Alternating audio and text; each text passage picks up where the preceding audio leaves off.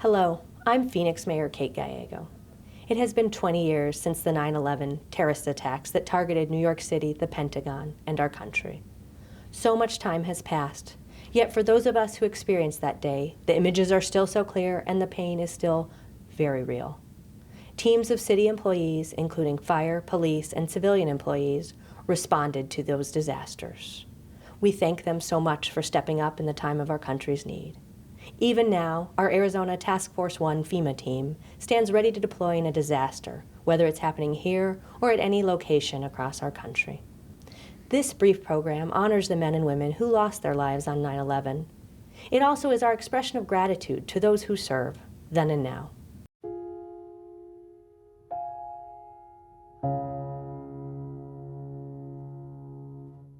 I want to thank you for joining us and being part of the City of Phoenix 9/11 Memorial. We have come together as a city and a community to honor and remember those that we lost on that tragic day 20 years ago. As we look back on that horrific morning, we will never forget the thousands of innocent lives that were lost during 4 separate terror attacks. However, as we reflect on those tragic events, we can find the light in such a dark moment in the history of our country. We came together as a community and as a nation. The City of Phoenix and the Phoenix Fire Department were called upon to help, and we answered the call. We traveled to Ground Zero, we rolled up our sleeves, and we went to work. These attacks were meant to break our spirit. Instead, they galvanized our will. Over 60 Phoenix firefighters responded to New York City as part of Arizona Task Force 1. Each of them represented the City of Phoenix professionally and honorably in our nation's hour of need. You're about to hear from 2 of our current members who worked tirelessly at Ground Zero. Please join me in remembering the victims of 9/11 through their personal accounts of the event. Thank you. I thought I was going to have a good grasp on what we were going to, but when I got there, it just completely blew me away. It was so much more vast than I could have imagined. And as we came in, you couldn't really see everything. So you could just see this huge pile. It looked like 2 different mountains. It was burning. There were guys crawling all over it. So they told us, hey, we want you to dig on this area. So we went up there. We basically dug all night, did the things they asked us to do. And so in the morning, the bus couldn't get in to get us, so we had to walk out. And that's when you first got a look at the pile, and you realized the devastation you were looking at. You started seeing the damage to the buildings. There were I-beams stuck, 30 stories up in these buildings. They were just like somebody threw an erector set all over the place. So as you walked out, you realized that the damage just didn't stop in that 4-block area. It was overwhelming when you looked at it, and then you realized that if you didn't walk out, you didn't survive it. You realize that really quick looking at the devastation.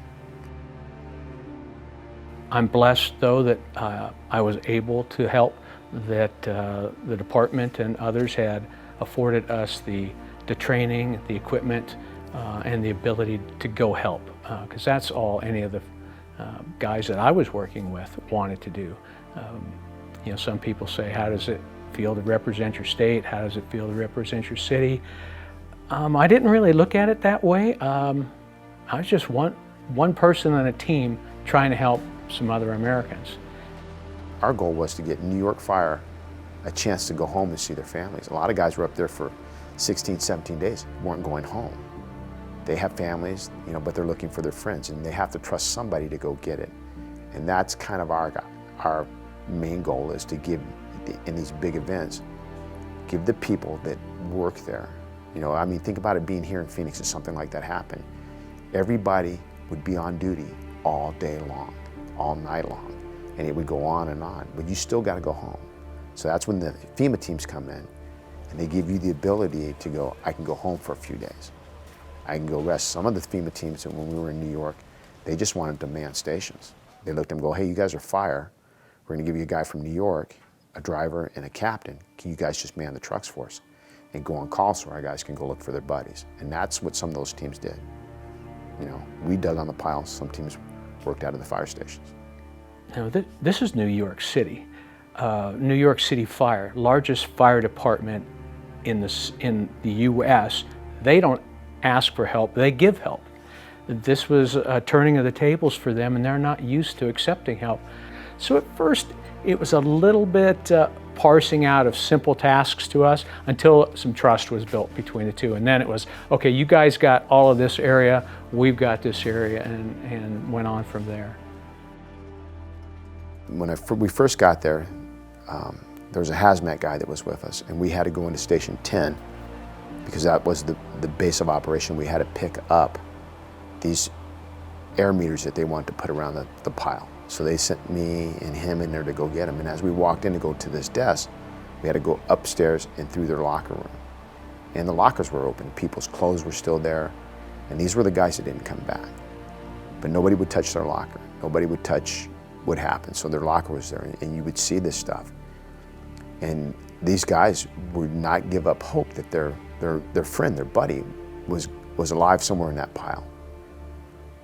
And I think they knew in their hearts that they weren't, but you never want to give up on anybody. And to be present in that and to realize that they trusted you enough that they would allow you to go look for their buddy, and they would go take some time off and go home and see their family.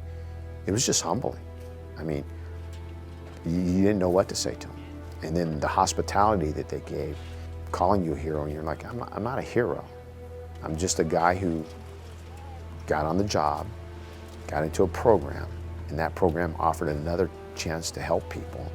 And you take that chance and you go, I'll put in for that. And I was lucky enough, well, not lucky enough, I was privileged enough to be chosen to go. Still strikes me that there are people that don't know anything about it. And if we don't kind of remind them of it, and how as a nation we all came together to help in one thing, I'm afraid we can risk losing some of that. It doesn't have to be all about me. It needs to be about we. And we were just one person that helped, or one group that helped. 9/11 taught us anything. It taught us we're in it together. That day, they didn't care who was in that building. They just wanted to hurt people. And as Americans, we realized we were all just one person. It didn't matter what you had. We were all in this together. And I think we need to get back there. I really do. You know, it took a tragedy to make us care. That shouldn't be the case. We should care. We should care and do the things that are right, because that's who we are, and that's when we're at our strongest. I mean, after 9/11, that day, people looked at America and they go, whoa, that's a strong country. Look at them. They took this massive blow and they stood up as one nation and said, we're not going to take this. Do it again. You're going to take us all on. Everyone came together for one cause, and that was just, it was just nice. Just nice to be part of that. We were all Americans, and it's nice. I think everybody that went there came back feeling more alive, better about themselves than when they went. And you know, we as individuals have strong ideals of who we are and how good we are.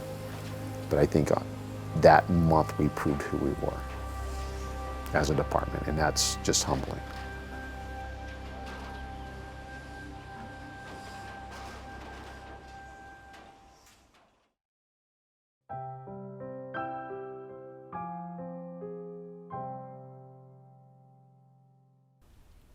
With our busy lives, we often forget what we did yesterday, but most of us will never forget where we were and what we were doing 20 years ago when our nation was attacked on September 11th, 2001. Despite the tragic loss of 2,996 lives, the 9/11 attacks brought us all together and strengthened our mission to defend our country and our freedoms. On the 20th anniversary of the 9/11 attacks, please take a moment to remember those who were selfless and brave, and those who were unknowing victims of the tragedy. Let us continue to honor them through our generosity, selflessness, love, and kindness, and by demonstrating our willingness to put the needs of others before our own, because this is the kind of spirit that will always unite us. On September 11th, 2001, the United States suffered an unspeakable tragedy. Thousands lost their lives, and many brave Americans have fought to defend our freedoms. On this, the 20th anniversary of that terrible tragedy, please pause and reflect on the Americans who lost their lives, and please honor those who fight every day to defend our freedoms. For all of us, the events of 9/11 20 years ago will forever live in our memories. We come together today so that we may never forget the nearly 3,000 people who died that fateful morning. For me, I often think of the restaurant workers, the janitors, security guards, and others who had no idea when they left for work that morning, they were saying goodbye to their families for the last time. I admire the first responders who made the ultimate sacrifice to allow others to escape that reality and make it home to their loved ones. Let us all take today to recognize these heroes and to remember those we lost so tragically 20 years ago. Hello, and thank you for joining us to honor and remember those who were lost on one of the darkest days in American history.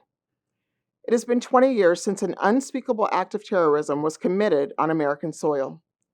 2 decades ago, first responders and citizens started what would have been an ordinary day, unaware of the horror that lay ahead.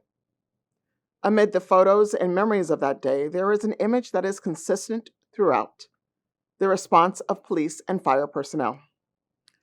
First responders selflessly ran into the chaos, risking their lives to help others.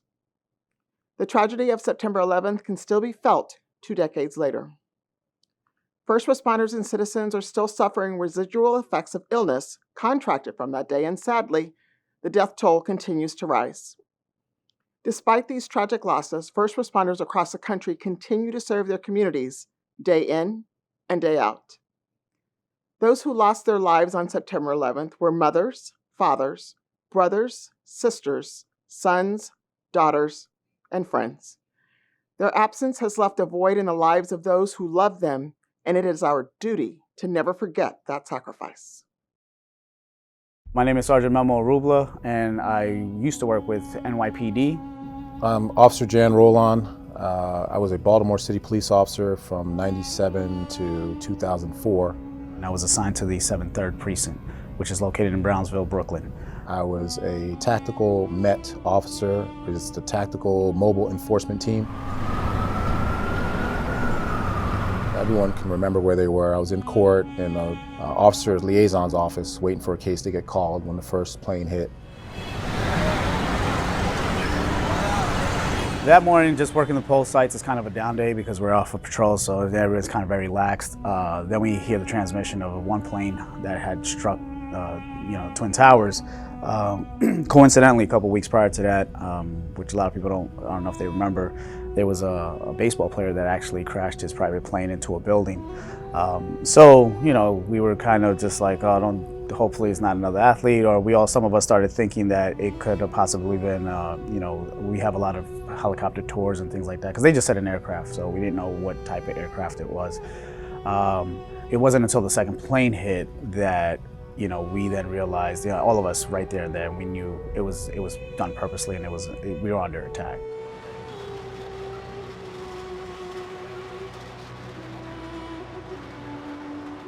Our role in 9/11, a little over a week after 9/11, they sent 25 officers. It was 22 officers, 2 sergeants, and a lieutenant up to New York to help in the rescue effort in Ground Zero.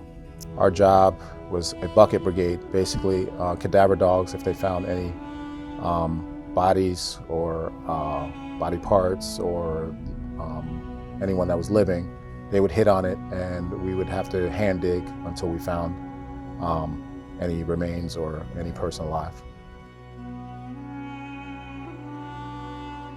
As far as emotions, you're angry, upset, feeling kind of helpless, just because, the amount of rubble, it's very hard to explain the best way I could put it is just take about maybe 5 city blocks of downtown Phoenix area and just throwing metal on top of it and having literally a mountain of metal.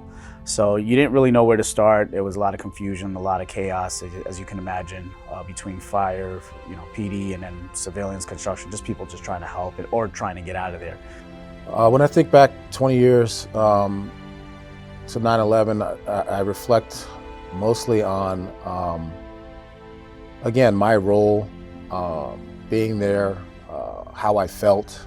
I think back to the first day I got there and seeing the pile, the rubble being as tall as some of the buildings in Baltimore, and knowing what it looked like beforehand. I think the one thing that I reflect on the most about that time was just the way that, you know, everyone, one, loved each other, but more so the appreciation for law enforcement. I'll never forget that one day when we were coming back from meeting, we turned the corner down by Church Street, and literally it was thousands of people with signs kind of cheering us on like we were heroes marching into the arena or like gladiators or something.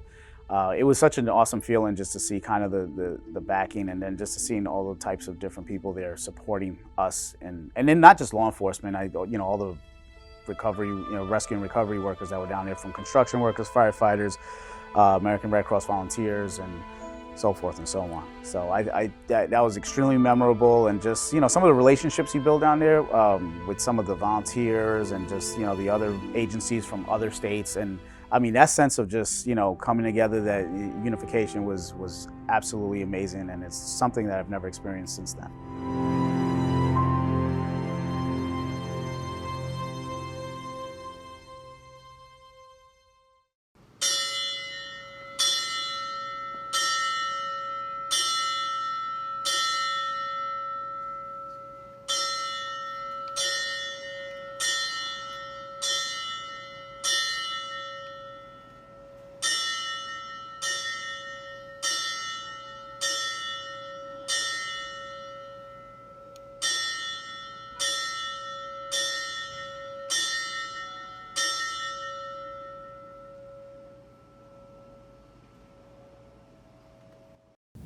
As we close today, let's remember those who died on 9/11, as well as all of those families, first responders, and individuals who continue to be impacted.